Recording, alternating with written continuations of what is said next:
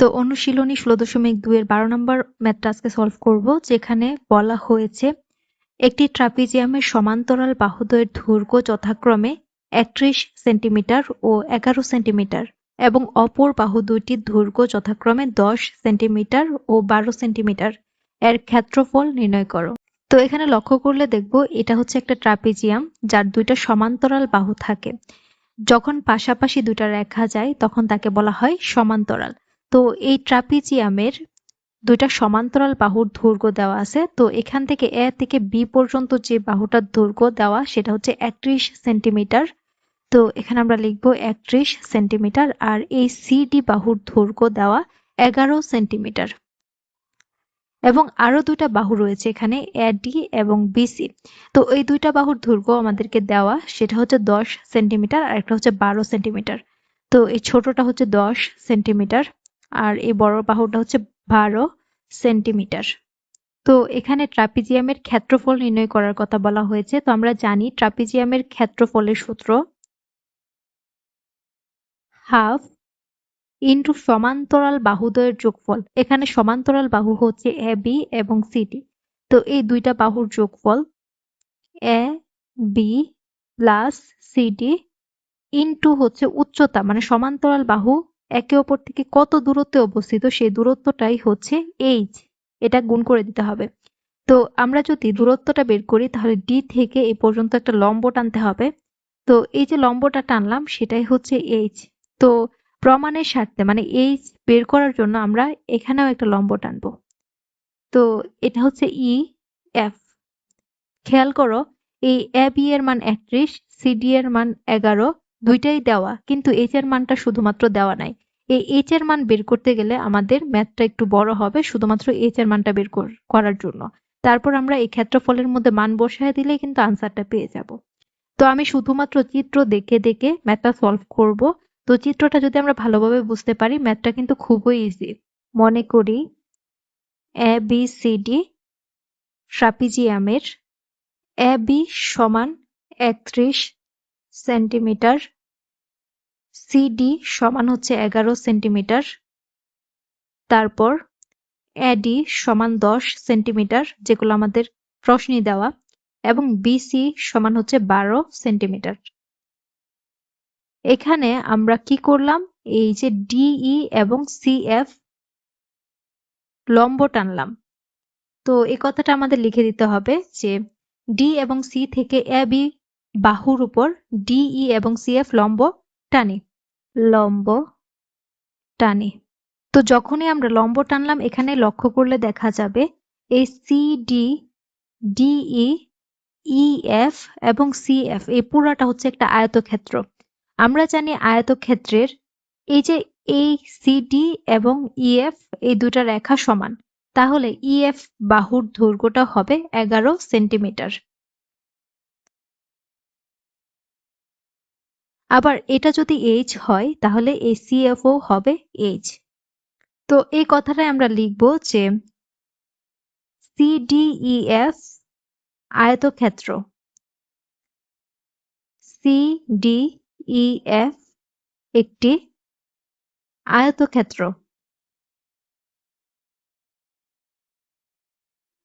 তো সিডি সমান ইএফ সমান 11 সেন্টিমিটার।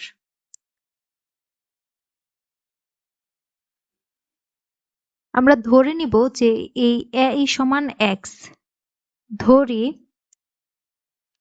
এ সমান হচ্ছে এক্স, এবং এই যে এটাও তো ধরে নিয়েছি যে ডিই এবং সিএফ সমান এইচ। তো ডিই সমান সিএফ সমান এইচ। এবার আমি যদি বলি যে এই বিএফ এর মান কত, এই বিএফ এর মান বের করার জন্য আমাদেরকে এই সম্পূর্ণ মানে এ বি অংশ থেকে এই এ এফ অংশ বাদ দিতে হবে। এই এ এফ হচ্ছে 11 প্লাস এক্স, এই এফ পর্যন্ত দৈর্ঘ্য হচ্ছে 11 প্লাস এক্স। তো এই সম্পূর্ণ অংশ 31 থেকে এই এফ মানে 11 প্লাস এক্স বাদ দিতে হবে, তাহলে আমরা বিএফ এর মান পাবো। তো এখান থেকে আমরা বিএফ এর মান বের করতে গেলে সম্পূর্ণ এ বি মানে 31 থেকে এই এ এফ পর্যন্ত মানে 11 প্লাস এক্স এটা বাদ দিতে হবে, মানে মাইনাস করতে হবে। তো 31 মাইনাস 11 প্লাসে মাইনাসে মাইনাস এক্স। তো এখানে পাওয়া যাবে 20 মাইনাস এক্স, অর্থাৎ এই BF এর মান হচ্ছে 20 মাইনাস x। এবার আমরা দুইটা কাজ করব। একটা হচ্ছে এই AED লম্ব টানার ফলে এখানে একটা সমকোণী ত্রিভুজ উৎপন্ন হয়, এখানেও একটা সমকোণী ত্রিভুজ উৎপন্ন হয়। এখানে আমরা সমকোণী ত্রিভুজের পিথাগোরাসের উপপাদ্য অ্যাপ্লাই করব, তারপর এখানেও সমকোণী ত্রিভুজের পিথাগোরাসের উপপাদ্য অ্যাপ্লাই করব। শুধু এই দুইটা কাজ করলে আমরা h এর মানটা পেয়ে যাব। তো আমরা এখানে লিখব AED সমকোণী ত্রিভুজের ক্ষেত্রে অতিভুজ স্কয়ার সমান লম্ব স্কয়ার প্লাস ভূমি স্কয়ার। অতিভুজ হচ্ছে tan, মানে AD স্কয়ার সমান হচ্ছে AE square plus DE square. AD এর মান tan, তো tan স্কয়ার AE এর মান হচ্ছে x স্কয়ার, DE এর মান হচ্ছে h স্কয়ার। তো আমার সুবিধার জন্য আমি এই সম্পূর্ণ মানটা বাম সাইডে রাখবো। তো x square plus h square সমান tan স্কয়ার মানে 100। তো এটাকে আমরা 1 নং সমীকরণ দিব।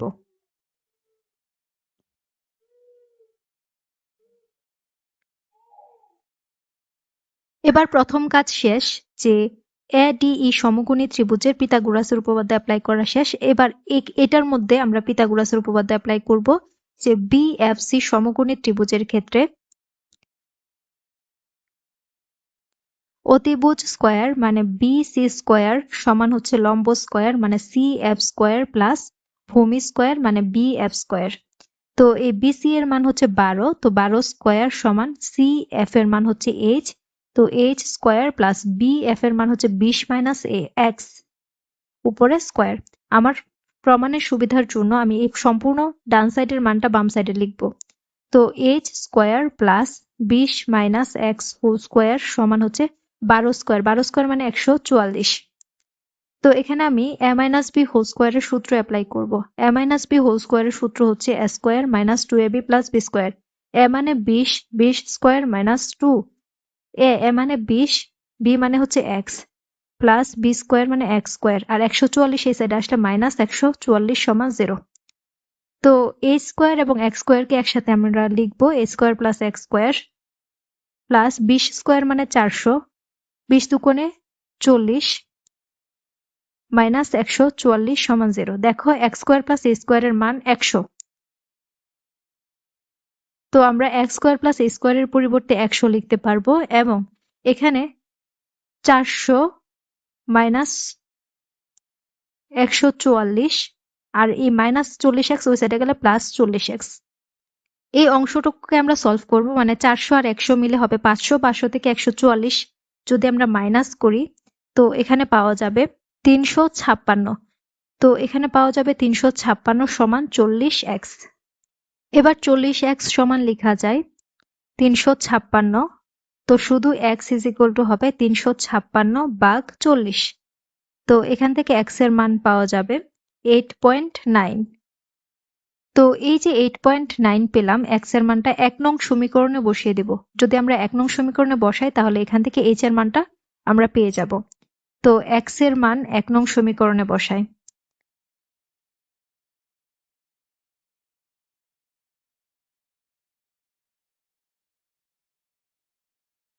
তো 1 নং সমীকরণটা ছিল x স্কয়ার, x এর মান হচ্ছে 8.9, তো 8.9 স্কয়ার প্লাস h স্কয়ার সমান হচ্ছে 100। তো 8.9 স্কয়ার এটার মান হচ্ছে 79.21 প্লাস h স্কয়ার সমান 100। তো এটা ওই সাইডে গেলে মাইনাস হবে, তো h স্কয়ার সমান 100 মাইনাস 79.21। তো h স্কয়ারের মান পাওয়া যাবে হচ্ছে 20.79, মানে এটাকে মাইনাস করলে 20.79। তো শুধু h is equal to root 20.79। সুতরাং h ইজ ইকুয়াল টু আমরা পাবো, এটাকে রুট করলে 4.559605। তো এই যে h এর মান পেলাম, আমাদের আসল উদ্দেশ্য কি ছিল? ক্ষেত্রফল বের করার জন্য আমাদের প্রশ্নের মধ্যে বলা হয়েছে ক্ষেত্রফল নির্ণয় করো। তো এই ক্ষেত্রফল নির্ণয় করার জন্য আমাদের সূত্র হচ্ছে হাফ ইন্টু সমান্তরাল বাহুদ্বয়ের যোগফল ইন্টু h। সমান্তরাল বাহুদ্বয়ের যোগফল মানে সমান্তরাল বাহু 31 আর 11, এই দুইটা তো দেওয়াই। h এর মান বের করা ছিল আমাদের কাজ, যেটা আমরা পেয়ে গেলাম এখানে 4.559605। তো এবার আমরা ক্ষেত্রফলের মধ্যে মান বসিয়ে দেব। আমরা জানি ট্রাপিজিয়ামের ক্ষেত্রফল হাফ ইন্টু সমান্তরাল বাহুদ্বয়ের যোগফল, যেটা হচ্ছে AB plus CD into H. তো হাফ AB এর মান হচ্ছে, এখানে আমরা লক্ষ্য করলে দেখবো AB এর মান হচ্ছে 11 এবং 31। 11 প্লাস AB হচ্ছে 31, সরি, আর CD হচ্ছে 11 ইন্টু এইচ এর মান হচ্ছে 4.559605। তো এটাকে আমরা সমাধান করলে মানে 31 প্লাস 11 যোগ করলে হবে 42। 42 এর সাথে আমরা 4.559 গুণ করব, ভাগ 2 করব। তো সেক্ষেত্রে এখানে পাওয়া যাবে 95.75 প্রায়। তো ট্রাপিজিয়ামের ক্ষেত্রফল আমাদের বের করতে বলা হয়েছিল, এটাই হচ্ছে ট্রাপিজিয়ামের ক্ষেত্রের ক্ষেত্রফল 95.75। তো আমরা যদি এই চিত্রটা ভালো করে বুঝি তাহলে এই প্রশ্নটা সলভ করা তেমন কঠিন কিছু না। আমি এই চিত্র দেখে দেখে সলভ করলাম। তো আমি যদি চিত্রটা আবার এক্সপ্লেন করি তো কি বলতে পারি যে এটা হচ্ছে একটা ট্রাপিজিয়াম। এই ট্রাপিজিয়ামের একটা বাহু 31, অপর সমান্তরাল বাহু হচ্ছে 11, বাকি দুইটা বাহু হচ্ছে 10 এবং 12। এখানে আমাদের লম্ব টানতে হবে। যখন আমরা লম্ব টানবো মানে এইচ লাগবে আমাদের।